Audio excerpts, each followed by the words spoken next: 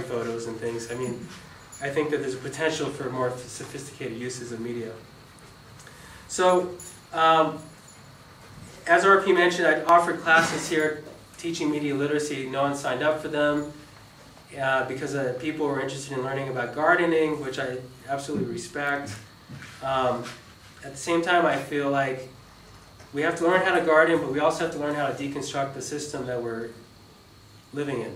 And I think that media provides a really awesome way to discuss the whole structure of our society. It's a good way to introduce systems thinking. So I'm not here to advocate one or the other, but a balanced approach where we're engaged in working with nature and with permaculture projects with the land. But I think permaculture at its core is a holistic approach.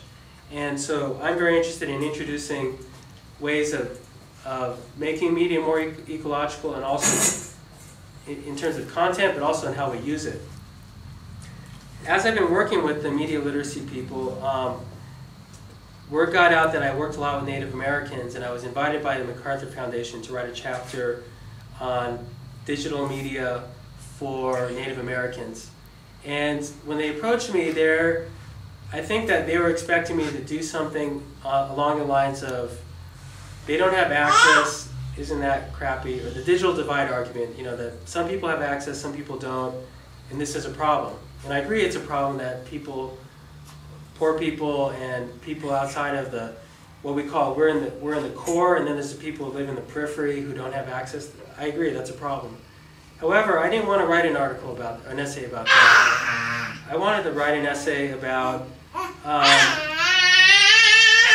what are they going to do when they have the technology. And one of the Native American educators that I've worked with said, we don't just give the keys to the Porsche, you know, we have to teach them how to drive a car first. And also there's some people up at Hopi that were working with kids. And, hello. And their approach was skeptical. Yes, we're going to use these media tools, but at the same time, we're going to be agnostic about them. We're going to treat them as if it's an opportunity, a privilege that we can use these, but at the same time, we're not going to be enamored by them. We're not going to fall in love with these things. And probably the danger of media in our culture is the myth of Narcissus, right? Staring at ourselves in the mirror and how much we love that. McLuhan's talked extensively about the myth of Narcissus as being a primary metaphor about our media system. And actually, I am going to talk about that for a second, and I mentioned it in my book. What McLuhan was saying is that with Narcissus wasn't just flattered with his image, he extended himself into his image, and it became a reiterating feedback loop. So he actually got trapped in his iteration. And what happened in the 18th century, or 19th century with the rise of industrial media, is that all the new sensory experiences of the cities were starting to change our perception. We were moving from a very local situation where the person didn't really leave beyond their community in their lifetime to traveling very fast, at very fast speeds on trains, and then also the intense work of factories, and then the multi-sensory experience of the vastly growing cities. And one of the arguments of media scholars is that as the sensory experience increases, that we're actually trying to expel what Marshall McLuhan talks about. We're trying to numb ourselves so that all the stuff that's bothering us, we put it into the media as a way of containing it, as a way of hoarding it and putting it in a place that's safe for us. But then the people who produce the media have to amplify it to re-stimulate us, and then we have to put more stuff back in it. So we get into this loop of stimulation, put it back into the media, more stimulation, and that's why you see with film, the editing gets faster and faster, there's more violence, because we're always trying to contain all this chaos into the media. We're extending our minds into this media so that we can take it out of our bodies and we don't have to deal with it, but then it gets thrown back at us in a more intense way, and so we're kind of trapped in this loop.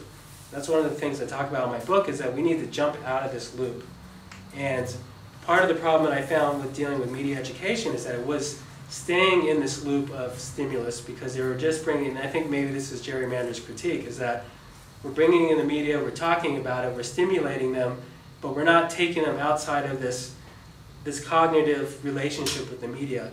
And so this is where I was feeling influenced by permaculture and by bioregionalism. And I talk about at the beginning of my book that we have to reestablish a sense of place.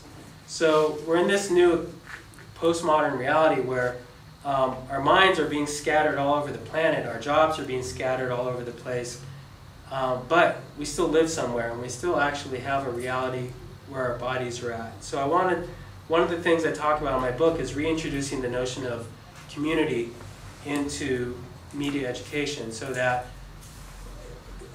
just to step back for a second, one of the arguments of media literacy people is that this idea of memes, that advertising has these codes, these ideological codes that once they enter us, they change our minds, they change our cognition, and they brainwash us. But what I found from working at the Santa Fe Indian School is that even though we have these students fully engaged with media, they're also doing ceremony out in the pueblos, they're dancing with their tribes, and that these kids are not, yes, they're mediated on the one hand, but on the other hand, they have a very strong sense of place, a very strong sense of community. And I kept looking at this and thinking, well, if it's true that media really brainwashes, how come these kids are still doing all this ceremony? And the problem was really that our problem was that we were disconnected from community. But if there was someone who was connected strongly within their community, within their environment, the media was going to have less of an impact. So I wanted to reintroduce this idea of the local. And so one of the things I do whenever I do media projects with youth, and it tends to be with Native youth, is to develop themes and ideas around what is happening in their communities, and to turn the cameras inward and to deal just with communication among themselves, not to produce something for the world or for MySpace or whatever, but just for us. What are we going to say to each other? What are we going to say to our family and our friends? And one of the things one of the powerful things I learned from working at the Santa Fe Indian School, the program that Mark works in, the community education model, is that the tribe goes to the kids and says, this is what we need. And the school works with the tribe to develop projects and the kids that involve technology and science. They go out to the communities and they do GPS, and they gather information that the tribe needs. The kids are trained so that if they want to work for the tribe, that opportunity is going to be there. They don't have to just go work at some corporation, which is the old pattern. Once you have a college degree, you go work for a company. You can bring the knowledge back to the community, the technological knowledge, that is. And to watch at the end of the semester the PowerPoint presentations the kids did presenting their research and their data to their family. These are incredible experiences, and I think it's a good example of where media and education and community are combining in a very positive effect. So in my book, I was trying to make these threads of connection to these different things, where I felt like the people that were really into media literacy were neglecting community and ecological ideas, and the people really in the environmental movement were so hostile to technology that they were excluding it. And I wanted to be a bridge between these ideas, and that's why my book is called Mediacology, which you can see here, bridging the two words, trying to make them work together. So in the process of developing my ideas for the MacArthur Foundation, I submitted a chapter for a book about media literacy and a compilation of stories, and the editor approached me and said she really liked my work and could I write a book proposal. I hadn't thought of one, so in an afternoon I sort of sat down and I wrote a book proposal, I sent it off. She said great, and I got a contract 2 weeks later, and that's how this book, Mediacology, came into existence. It was very fortuitous, and it happened at a moment when I was thinking about all this stuff.